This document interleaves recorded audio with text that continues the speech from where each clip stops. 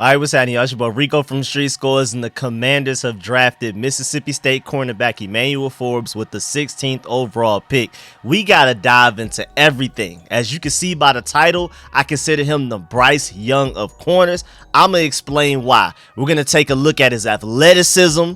We're going to take a look at whether his size and weight matters or not. We're going to take a look at a lot of his grades, especially like Pro Football Focus. We're going to take a look at a lot of his stats because, boy, the statistics are elite and undeniable. We're going to take a look at the fit.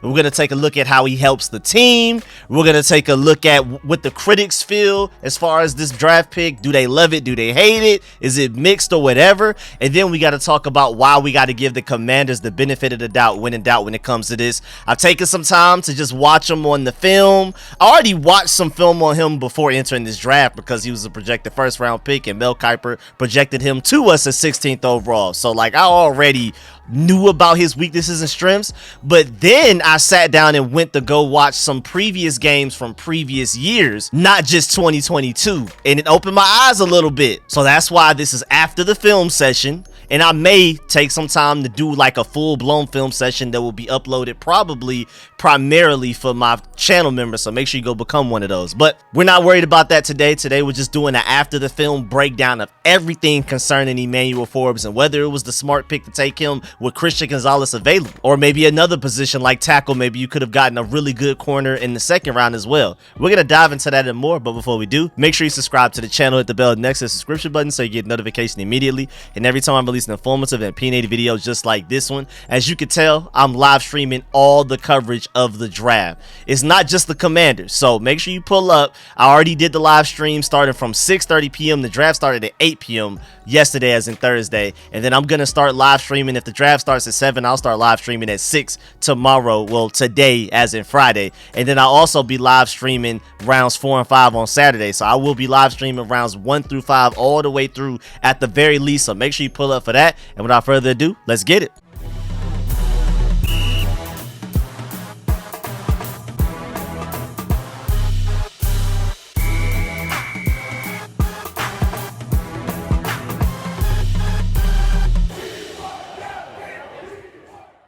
Like I said, I'm more than likely going to do film sessions for every player that we draft. It may take some time to get to, but I really want to knock those out this draft year. And again, the general public that are not channel members, I'll probably do like a quick one. Like y'all will get like a 5 to 10 minute version, whereas channel members will probably get like a full 30 minutes or an hour version. So if you're not a channel member, go become one, because I'm not playing this year about these film sessions. Really serious about them. All right, so first I want to take a look at his athleticism. I'm not going to break this up into weaknesses and strengths. We're going to go to specific areas, and we're going to talk about whether it's a weakness or a strength, or maybe it's a mix of both of each. So that's why we're going to do it with this format. Again, starting with athleticism, just to let you know, he ran a 4.35, which was third amongst all draftable corners. So the speed is there. He was also the highest graded cornerback in the entire SEC last season. That's including all of these top cornerbacks that are going to go in the 2024 draft and beyond. Highest graded corner in the SEC, and we're going to get to that level of competition aspect as well, because being a great corner in the SEC definitely matters more than being a great corner in other divisions or conferences. But remember, he ran a 4.35, right? That's faster than Percy Butler, who we literally brought in for speed, Tariq Castro-Fields, who we also literally brought in for speed, and then Antonio Gibson is tall, heavy, and ran a 4.39, so that's just a freak of nature. And then he's tied with Terry McLaurin, and only slower to Troy Apke, who ran a 4.34, and to Curtis Samuel, who ran 4.31. I mean, we added speed, but as you can tell, and out of all of these guys, Troy Apke and Tariq Castro-Fields are not strong contributors on our defense. They barely play, if at all. So we needed to add some speed to this cornerback group, because Benjamin St. Juste, love him, not fast. Kendall Fuller, one of the smartest corners in the NFL, but not fast either. Now we got a guy that's fast that can keep up with all these other guys, which we're going to talk about later when we get to the how he helps this team portion. We're going to talk about Devonta Smith and all of that. And then if you look at his RAS, which I have on the screen, I mean, the weight is poor, of course, but the height is pretty good. 6 foot is okay.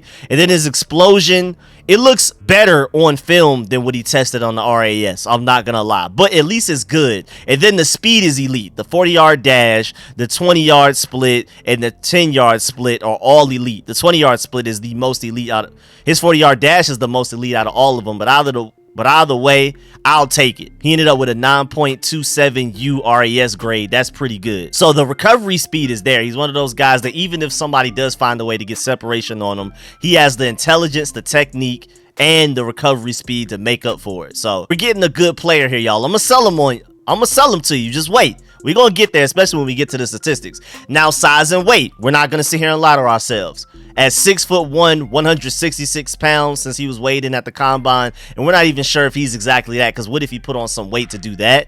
But either way, just assuming that he's 166 pounds, that is crazy, because we are basically like the same height, and I'm like 40-50 pounds heavier than him, so that is a little crazy. I feel like a lot of people see me on camera and think I'm like 5'6" or 5'8" or something. Nah, I guess I'm gonna have to see a lot of y'all in person for y'all to truly see it, but that's just me digressing right now. But yeah, man, that's small, man. That is really small, but at the same time, Ron Rivera said it perfectly that the SEC is only a step below the NFL, and if he can survive in the SEC, I think we can project him to survive at the NFL level. It's not automatic, but it's there. Again, the SEC out of any conference in college football prepares you the most for the NFL, especially as a corner and dealing with, I mean, the most importantly, as far as size concerns, the SEC, if he can survive there, he can survive anywhere. The NFL is a different monster, but we'll see. And it's also really interesting because Emmanuel Forbes is not the lightest cornerback that Washington has ever had. We have Mark McMillan, who was 154 pounds in 1999. That's insane. That's scary. And Emmanuel Forbes even said it in his interview after the draft pick. He said, quote, "They didn't care too much about my weight because I can play ball," unquote. And I love that. That's one thing that Emmanuel Forbes does come with: attitude, leadership, grit.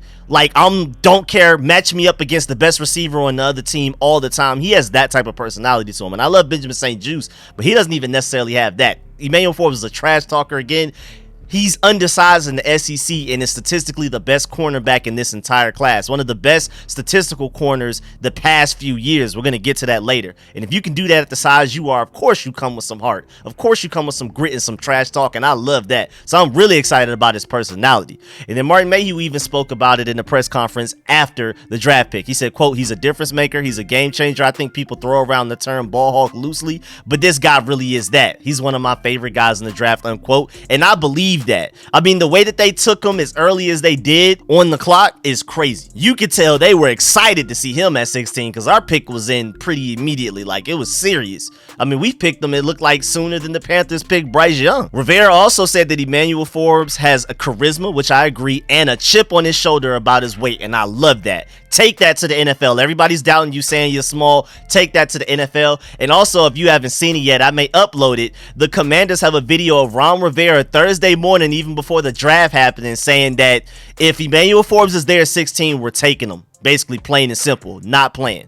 Also, there's a behind-the-scenes draft video that the Washington Commanders posted on their Twitter, and they said, quote, "We got 3 names. It's 2 picks in front of us." Broderick Jones went 2 picks in front, so that means that was one of the players, and then Will McDonald the 4th. So I'm interested in who the other 2 guys were, but clearly Emmanuel Forbes was one of those 3. Broderick Jones was the other who got taken before us, and I'm really intrigued by who may be the 3rd. Maybe it was Anton Harrison. We'll see. And then again, with weight and size and everything, slightly different circumstance, but Darrell Green was 5'9", 184, which 184 on the surface sounds a little undersized, and Emmanuel Forbes is almost 20 pounds lighter than that and 3-4 inches taller. So it's a little different, but Darrell Green was considered an undersized corner and he worked out, even though him and Emmanuel Forbes are completely different builds. So it's not a great comp, but I just wanted to, put that out there. Darrell Green was undersized and still dominated just because he was faster than everybody. And he wasn't even that fast testing wise. He was just fast on the field. He was such a weird phenomenon. One of my favorite players of all time, easily top 5. And Cooley brings up a good point though. We do have to question the weight, because name one corner in the NFL that's 166, 165 pounds that's dominant. Maybe there's a couple of good ones here and there, but name one that's dominant, and you would hope that you draft a dominant starter with the 16th overall pick, but maybe Emmanuel Forbes can outwork everybody and prove everybody wrong. And Emmanuel Forbes was even asked in his interview after the press conference as well, "I approach every receiver differently regardless of size. It depends on what my film study tells me. I love that. But yes, if I'm gonna press a bigger and slower receiver, I'm definitely going to switch up my technique a little bit. Love that. If I'm down in press coverage against those bigger guys, I won't be right in his face. I might be a yard or two away. I want him to come to me. I want to force him to get into his route. Those taller, physical, bigger receivers always take a while to get into their route. They have to go now, basically. I play it from there. I love that. So this is a technician here, people. This is a technician that is not just heart, it's not just passion, it's not just the will to be great. There's a lot of technique and nuance to his game. A very high floor level player, man. You don't play as well as you play in the SEC as he did, undersized the way that he is, without being an extreme technician. That's a real thing. Now let's get to the grades. He had an 87.2 overall grade according to Pro Football Focus for his 2022 regular season.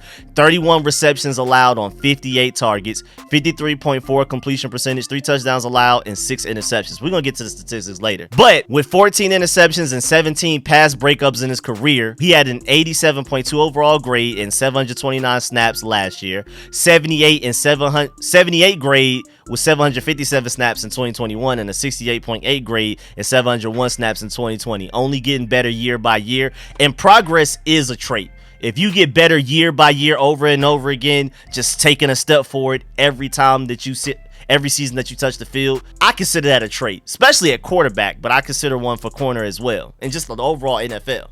Now, we gotta talk about stats. First of all, again, played in the SEC, so when you hear these stats, don't think he's just out here playing some bum schools. He's going against SEC talent. You can't avoid Bama, Georgia, and everybody. You're gonna run into these guys eventually. First of all, he allowed a 1.4 passer rating in man coverage last season. So if we want to run more man, he's the guy. And Benjamin St-Juste, I feel like he looked really comfortable and played pretty well in man coverage. So you have Benjamin St-Juste and Emmanuel Forbes on the other side. It gets serious. It gets serious, no fly zone type of stuff. Also, Emmanuel Forbes had 9 forced incompletions, 12 coverage stops, 2 dropped interceptions, and 8 missed tackles last season at Mississippi State, which is not bad. 8 missed tackles is not bad for a corner. But 9 forced incompletions, 12 coverage stops, and he should have had even more interceptions. He dropped 2 of them. That's pretty serious, again, in the SEC. Emmanuel Forbes had 6 interception return touchdowns during his college career, which is tied for the most in the NCAA since 1976. Only tied with Glenn Coleman back in 1996. Also, since 2020, no player has had more interceptions than Emmanuel Forbes with 14. The guy in second place has 11. Stop playing with him. Come on now. Also, shouts out to GP Finley for tweeting this. Owns the FBS career record with pick sixes. Is the FBS active leader in overall defensive touchdowns with 6. Broke the FBS record shared by 3 other players, most recently by Oklahoma State's Darren Williams 2001 to 2004. I mean, this history stuff, 1996, 1976, 2001 to 2004. People have not done things that he's done since those time periods. It's crazy. He has 6 interceptions this year and 14 total picks in his career, a total that makes him the active career interceptions leader in the FBS until he was drafted. He leads the nation since his career began in 2020, is now 4th in MSU history. And that's one thing I want to point out. When you have that many interceptions, that means you're tested. You can look at it one way, where like it's Sauce Gardner, people just stop throwing it his way, and that's just a compliment to him. But I love a battle-tested guy, especially in the SEC, where people are going to try him, especially with his size at the NFL level, and he's ready to show up. Best ball hawk, best ball skills out of this entire cornerback class, in my opinion, and that goes a long way. He leads the nation since his career began in 2020 and is now 4th in MSU history. Forbes is also 4th among active FBS players in career interception return yards with 390, set the MSU single season record for interception return yards in the 2020 season at 183 with 5 interceptions. Best in Jonathan Banks' mark of 145 with 4 interceptions in 2009. Another date that's over 10 years ago. Set the MSU and Armed Forces Bowl record with a 90-yard interception return for a touchdown. Stop playing with him, bro. He is a playmaker. Now let's talk about fit. Where does he fit? We took him 16th overall. You assume we're going to put him an outside corner, right? Well, first of all, I mean, from what I've seen from Kendall Fuller lately, he's an outside corner only. So at this point, I guess we're gonna have to move Benjamin St-Juste in the slot, or Kendall Fuller's gonna have to find a way in the rotation, because I'm not moving Benjamin St-Juste in the I'm not moving Kendall Fuller in the slot. Last time we saw him there, it wasn't pretty. Ever since 2020, Kendall Fuller in the slot has not been a good idea. He was good in the slot in 2017, went to the Chiefs, came back. I don't know what happened. What diet he had in Kansas City. If somebody took his slot powers from him and he didn't notice. But ever since he came back to the Commanders in 2020, he's been easily better on the outside than in the slot. And when you take Emmanuel Forbes at 16th overall, you're not drafting him to be a slot receiver. You're bringing him in to be an outside receiver. You could have gotten a slot receiver way later. You could have gotten a slot corner way later. I mean, Brian Branch is still available. Quan Martin is still available. My boy Jartavius Quan Martin, who I love. And I'd still kind of be willing to take those guys day 2. 47th overall pick if you really want to get a true starting slot, but we'll see. They'll probably just move Benjamin St-Juste to the slot. We did try him at slot at the beginning of the season, this past season, then he just eventually ended up outside because he played well out there as well. We'll see. But right now, my leading candidate for starting in the slot so far, just the way that the roster is currently constructed, is Benjamin St-Juste, even though I loved him on the outside. And then Ron Rivera even spoke about it in the press conference. He said they'll decide on who will play the slot after seeing everyone on the field. So basically, we will not know until at the very earliest training camp. Also, just to let you know, shouts out to Chris Cooley for bringing up these stats. He played 661 snaps on the outside in 8 snaps in the slot. He's not a slot corner. He's small, but he's not a slot corner. Now let's talk about how he helps. Now, of course, Christian Gonzalez was arguably or easily the safest pick, but we need turnovers, man. We ranked 26th in takeaways last season and 29th in interceptions specifically. And the only reason Kendall Fuller was getting interceptions is because they kept trying them. Remember the one against the Cowboys where they threw it right to his chest and he dropped it? Kendall Fuller has a problem with catching interceptions. He loves to drop them. Kendall Fuller is like our only dependable interception catcher.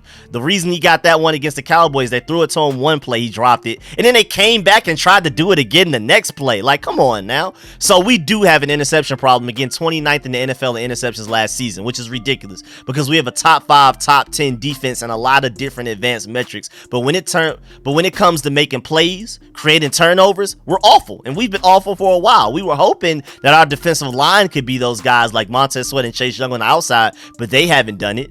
Even if they do get a sack, it's not necessarily a strip sack. And so we got to do it in the secondary, I guess, at this point. The Commanders only had 9 interceptions and 9 fumble recoveries for 18 total takeaways last year, which again was tied for 26th in the NFL last season. Emmanuel Forbes had 6 interceptions that counted last year, plus 2 drop picks for it, which should have been 8, like I talked about earlier. So this guy is a playmaker, arguably the best ball skills in the draft class. If you want more turnovers, Emmanuel Forbes was literally your best corner available in this draft.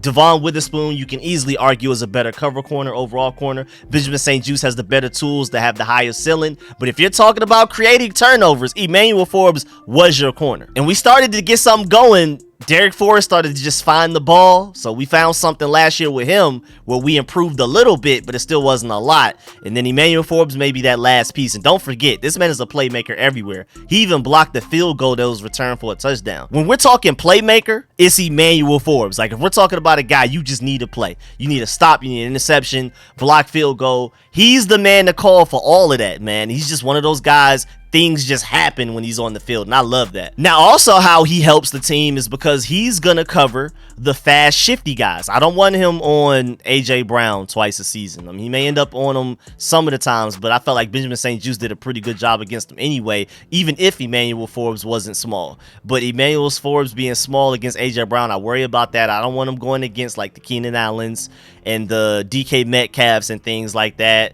But he's, like I said earlier, he says he has a strategy to go up against those guys that make it work. But when in doubt, I want him on the smaller guys like Devonta Smith, who's 6 foot, 170 pounds. He's right there with him. So that's who Emmanuel Forbes is covering when we play the Eagles twice a season.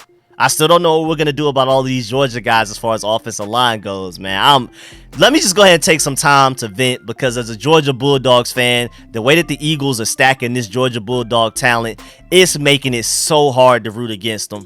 I mean, just as a fan of all my sports teams, I haven't watched any of them win any type of championship since I've been alive. My Commanders, Redskins, Washington football team, whatever, have never won a championship in my lifetime. We've only won like, 2 playoff games in my lifetime, I think, or something like that.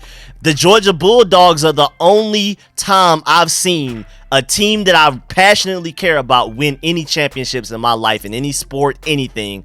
And so just to see the faces of those championships, the reason why I've been able to cry happy tears at the end of any season for any sport and they're on my division rival that we have to play twice a year, Jalen Carter, Jordan Davis, Nakobe Dean, and Nolan Smith, and it can only get worse.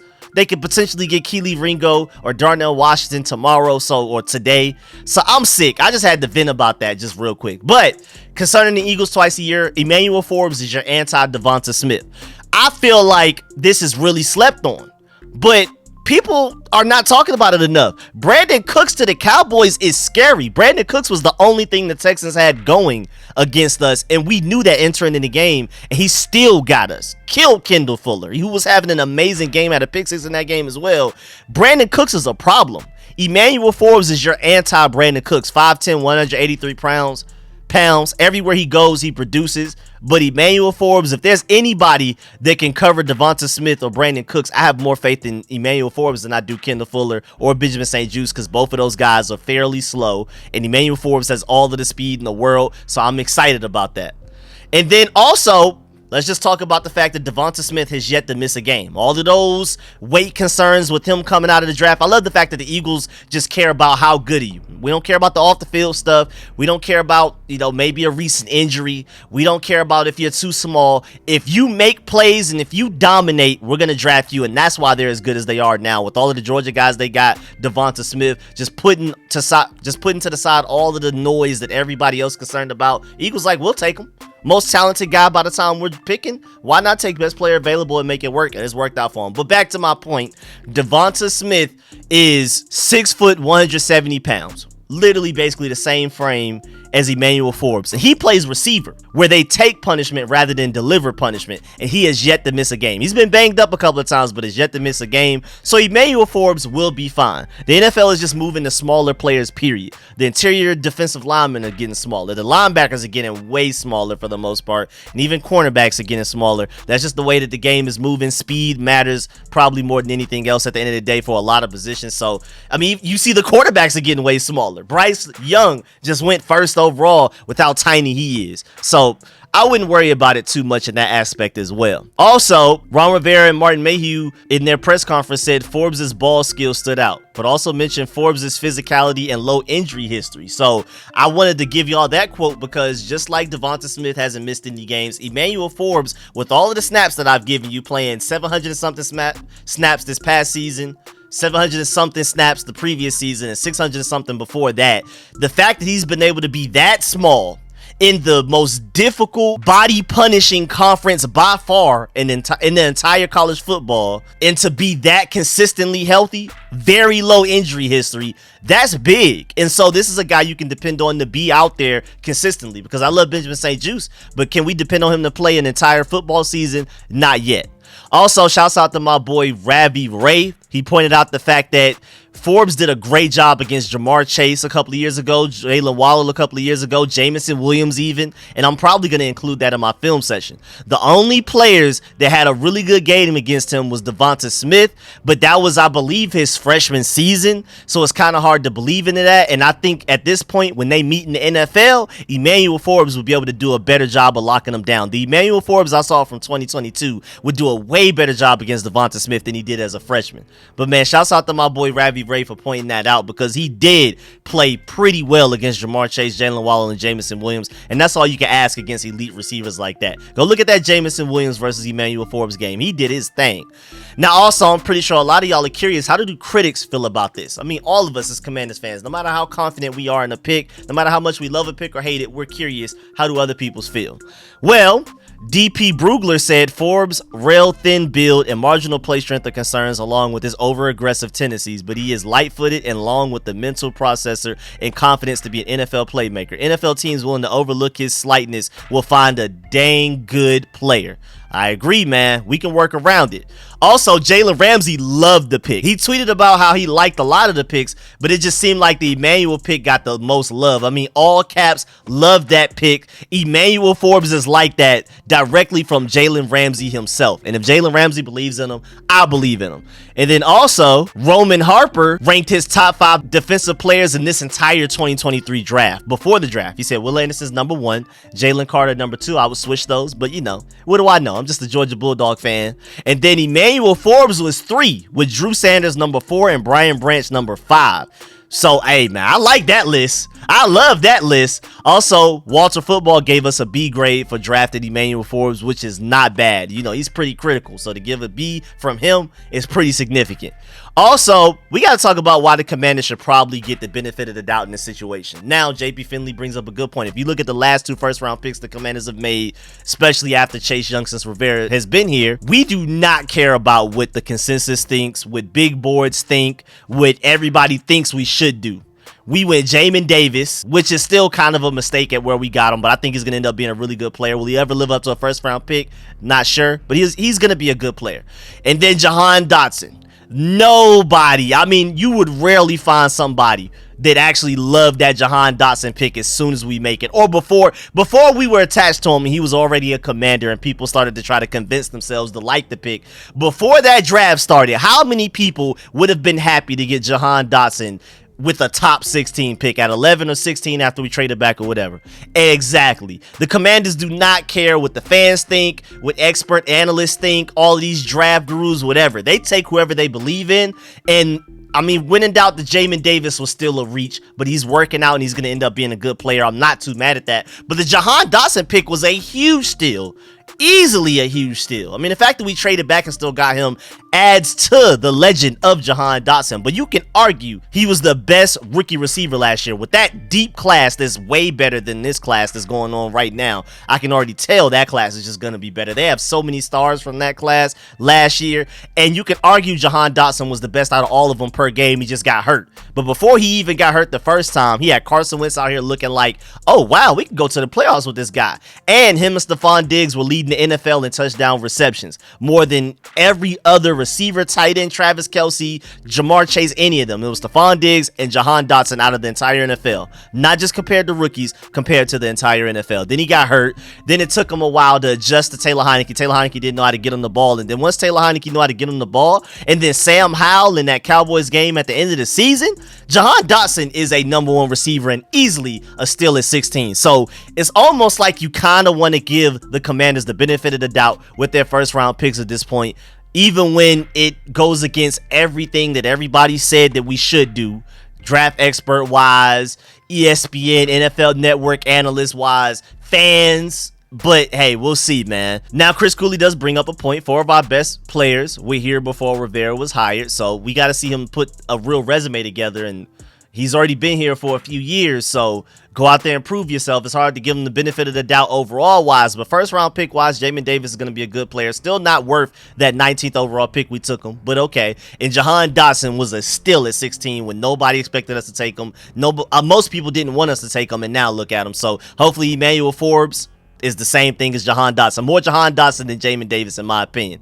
Also, again, I just want to point out the fact that the team did not hesitate on getting him. I don't remember the exact time that was left on the pick, but I was shocked when I saw the pick was in, especially as fast as it was. I thought we were going to trade back. But it is interesting, though, because us Commanders fans are going to compare Emmanuel Forbes to Deonte Banks for the Giants, and especially Christian Gonzalez, who went the pick after us, to the Patriots after the Patriots traded back. Those three are going to be compared constantly by Commanders fans. I don't know about the rest of the NFL. I don't know about other fan bases, but I know as Commanders fans, especially somebody like me who was a huge Christian Gonzalez fan, we're going to be comparing him to those two. We're going to be checking up on those other guys to see how they're doing for probably the entirety of their careers, especially these upcoming seasons, their rookie seasons early on and stuff like that. Also, random statistics, shouts out the Washington Commanders PR. Forbes is the 8th selected defensive back in the first round in the Commanders franchise history. Also, I want to point out the fact that Rivera has never drafted a corner in the first round before, so that's another reason I was shocked. So that's really interesting in itself. Also, Forbes is the 2nd selected player in the first round from Mississippi State, along with Montez Sweat back in 2019. Also, it's funny because a lot of people are blaming Fred Smoot for the pick because he's a Mississippi State guy and he's been banging the table for Emmanuel Forbes for forever. Now, right before the draft started, he was just like me. Darnell Wright, Darnell Washington, dream case scenario. I had that in my head before I even watched the video where he said it. And then when he said it, I was sitting there with the scrunch face like I heard the best beat of all time. Like I was like, that boy Fred Smoot is spitting. So I'm pretty sure he was banging on the table for Emmanuel Forbes, but ultimately, it's not like we took Emmanuel Forbes because of Fred Smoot. But it's funny that on the internet, especially when we first took Emmanuel Forbes, everybody was blaming Fred Smoot like it was his fault. That was hilarious. Also, I find it a little weird, and I'm not exactly sure if I believe it, but if it's true, very interesting. Martin Mayhew said that they didn't get any calls to trade back, whereas last year they got plenty of calls to trade back from 11 to 16, and even after 16, when it was their time to pick and they wanted to stake Jahan Dotson, they would still get more calls to trade further back. So if that's true, that just says what this draft class is like compared to last year's. Last year's was better than this one. Just off of that alone, no players worthy of trading up to 16 to get, apparently, in a lot of teams' eyes. We'll see how this draft ends up working out. We also, I mean, got to take that with a grain of salt. Do we really believe that? I don't know. I mean, nobody. I can see less, but nobody. And then the last thing I want to say, hey, man, that boy Charles Leno, man, is the happiest person on the planet right now. I don't know a lot of people realize it, but that man Charles Leno is wiping sweat off his forehead, because I was almost sure we were going defensive tackle 16th overall, or maybe even trading back and getting Anton Harrison. So sadly, Anton Harrison is gone now. That's why I don't really see us going tackle until like day 3 for a tools he got, because at this point, there's no true tackles worthy of going in the 2nd or 3rd round, in my opinion. But yeah, man, I mean, that's really it. I hope I explained it well enough why he's the Bryce Young of corners. I talked about it several times in my live stream covering the draft, all of the picks, not just the Commanders picks and everything. But if we're talking about statistics, if we're talking about skill set, if we're talking about resume, if we're talking about tape, you can argue he's the best corner in the class, but he's undersized. Who does that literally sound like but the quarterback version? Bryce Young. That's why he's the Bryce Young of the cornerback group. Literally everything you want: the best ball skills, the best playmaker, the best turnover creator, all of that gives you. And then he's good against the run. I feel like I didn't talk about that enough in this video. He's great against the run. I love Christian Gonzalez, and even though he's a bigger guy and longer, he's scared to play the run. Maybe the Patriots, Bill Belichick, and all those guys can coach that out of him, but Emmanuel Forbes is not afraid of the run at all. He's stepping up and making a tackle, and again, he only has 8 missed tackles, which is, you would hope he wouldn't have that many in the NFL season, but that's pretty good, especially in the SEC, especially for somebody his size. But hey, man, Bryce Young of the cornerback group, literally elite in as many aspects as you could think. Just like Bryce Young, vision, accuracy, arm strength, even mobility is still very good. May not be elite, but like, he has everything you want except for the fact that he's small. Emmanuel Forbes is literally that. He has everything you want in the corner: the resume, the tape, the production. I mean, pick six god, turnover god, playmaker god, even block the field goal. He has everything you want, but he's small. If we can make it not matter, just like the Panthers hope to make Bryce Young's lack of size not matter, we have a potential Pro Bowler, All-Pro, honestly, especially behind a defensive line this great. I also want to make sure I point that out. If Emmanuel Forbes could look at the NFL, and other than trying to pick a Super Bowl contender that gives him the best chance of winning a Super Bowl right now, if he's going based off of what defense could I be placed in to play my best, you can honestly say, arguably, that the Commanders will be number 1 on this list, at the very least top 3, because if you're playing behind a defensive line like this that's this dominant, where teams will not be able to run the ball, you're going to be in obvious passing down situations, and we're going to just be able to pin our ears back and get to the quarterback. Emmanuel Forbes won't have to cover guys for as long as he did in the SEC. His Commanders pass rush against NFL offensive linemen is going to be better and get to the quarterback quicker than his Mississippi State D-line did against other SEC offensive line. He's going to cover for less time in the NFL than he did in college, and I think that's significant. But with his closing speed, I'm not really worried about that, because even when he gets beat, he's never beat, because by the time the ball gets there, Emmanuel Forbes is there with that 4.35 speed and that crazy 10-yard split and 20-yard split. But yeah, man, that's the end of this video. Please get in the comment section. Let me know how you feel about everything discussed in this video. Please leave a like on this video if you like it, if you learned anything. And as always, man, I appreciate all the support, man. Shouts out to all of my sponsors, especially my Pro Bowl sponsors, whose names you see scrolling on the screen right now. Let me know how you feel about this Emmanuel Forbes pick. Has it grown on you any? All of that type of stuff, man. I really appreciate y'all. I'm gonna catch y'all later. I'm out.